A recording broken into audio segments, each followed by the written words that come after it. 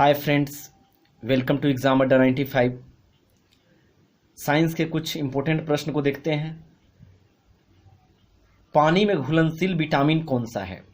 पानी में घुलनशील विटामिन है विटामिन बी और विटामिन सी है। विटामिन बी और विटामिन सी पानी में घुलनशील विटामिन है। विटामिन का खोज फंक 1911 में किए थे। विटामिन ए का, विटामिन बी का खोज मैकुलम किए थे और विटामिन सी का होलकट और विटामिन डी का हॉपकिंस किए थे।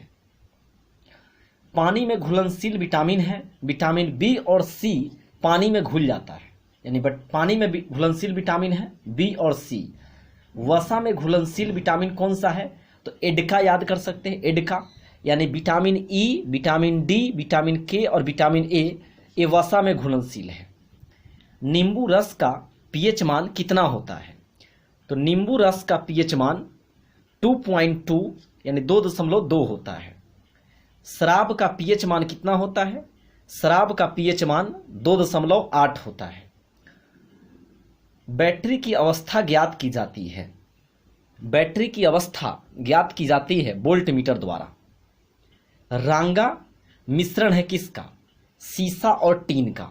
सीसा का संकेत Pb होता है और टीन का संकेत Sn होता है। सूक्ष्मतम जीवित कोशिका है माइकोप्लाज्मा। सूक्ष्मतम जीवित कोशिका है माइकोप्लाज्मा। भारत में एसी सप्लाई की मानक आवृत्ति कितनी है? AC air conditioner. भारत में एसी सप्लाई की मानक आवृत्ति 50 हर्ट्ज है। मार्स गैस कहलाता है, तो मार्स गैस मीथेन को बोला जाता है और मीथेन का सूत्र होता है CH4। सापेक्षिकता का सिद्धांत किसने दिया था? आइंस्टीन ने। ऑक्सीजन की खोज किसके द्वारा किया गया था? हेनरी सीले और जोसेफ प्रिस्टले के द्वारा ऑक्सीजन की खोज की गई थी। गति के नियम किसने दिया? न्यूटन ने। चेचक का टीका का आविष्कारक कौन थे? Edward Jenner. और वही पोलियो का टीका रहेगा तो जोनास इस साल खो जाएगा। चेचक वायरस जनित रोग है, वेरियोला वायरस से होता है। बड़ा जी की इकाई क्या है? न्यूटन मीटर स्क्वायर प्रति केजी स्क्वायर। लेकिन वही अगर वैल्यू पूछ दिया जाए तो 6.673 गुने 10⁻⁻11 न्यूटन मीटर स्क्वायर प्रति केजी स्क्वायर है। आर्किमिडीज कहाँ के रहने वाले थे? तो ग्रीस के रहने वाले थे। शुद्ध जल विद्युत का क्या होता है? तो शुद्ध जल विद्युत का कुचालक होता है, क्योंकि उसमें फ्री इलेक्ट्रॉन नहीं होते हैं। हंसाने वाली गैस है तो N2O। हंसाने वाली गैस है N2O। N2O का नाम है नाइट्रस ऑक्साइड। बर्फ का द्रवनांक या हिमांक कितना होता है? बर्फ का द्रवनांक और हिमांक 0 डिग्री सेल्सियस होता है। आगे देखते हैं, जर्मन सिल्वर मिश्र धातु है किसका? तो जर्मन सिल्वर मिश्र धातु है निकेल, तांबा और जस्ता। इसको आप याद रख सकते हैं। नेताजी, न से निकेल, त से तांबा, ज से जस्ता। निकेल, तांबा और जस्ता का मिश्रण जर्मन सिल्वर बनता है मिश्र धातु। द्रव अवस्था में पाया जाने वाला धातु कौन सा है?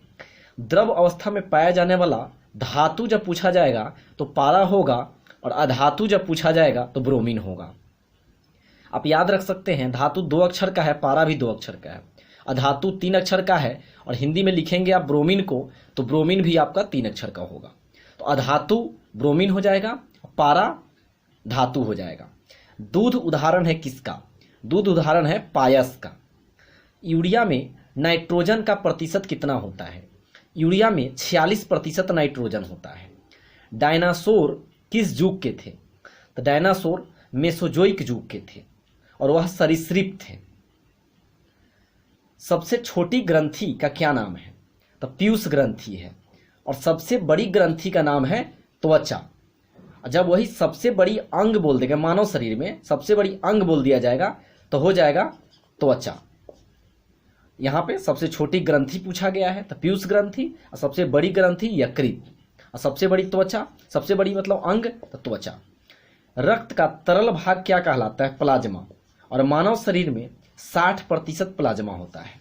रक्त का 60% प्लाज्मा होता है, और जितना प्लाज्मा होता है उसका 90%, उसमें 90% जल होता है। एटीपी का निर्माण कहाँ होता है? माइटोकॉन्ड्रिया में होता है। माइटोकॉन्ड्रिया का अन्य नाम सूत्रकणिका है, और माइटोकॉन्ड्रिया के खोज अल्टमैन 1886 में किए थे, और माइटोकॉन्ड्रिया का नामकरण सी बेंडा किए थे। क्लोरोफिल में कौन सी धातु है? मैग्नीशियम। और एटीपी का फुल फॉर्म पूछा जाता है, एडिनोसाइन ट्राइफॉस्फेट होता है। क्लोरोफिल में कौन सी धातु पाया जाता है? तो मैग्नीशियम यानी Mg पाया जाता है। अगर प्राप्त होता है शैवाल से। वीडियो अच्छा लगता है तो लाइक ज़रूर कीजिए, और चैनल को सब्सक्राइब नहीं किए हुए तो सब्सक्राइब जरूर कर लीजिए इसी तरह का लेटेस्ट और इम्पोर्टेंट वीडियो को देखने के लिए। अगर प्राप्त होता है शैवाल से। नेत्रदान में दाता क्या दान करता है? तो कॉर्निया दान किया जाता है। एलपीजी मिश्रण है तो ब्यूटेन और प्रोपेन का।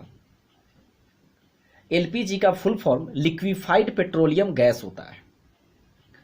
एथलीट फुट रोग होता है तो एथलीट फुट रोग कवक से होता है।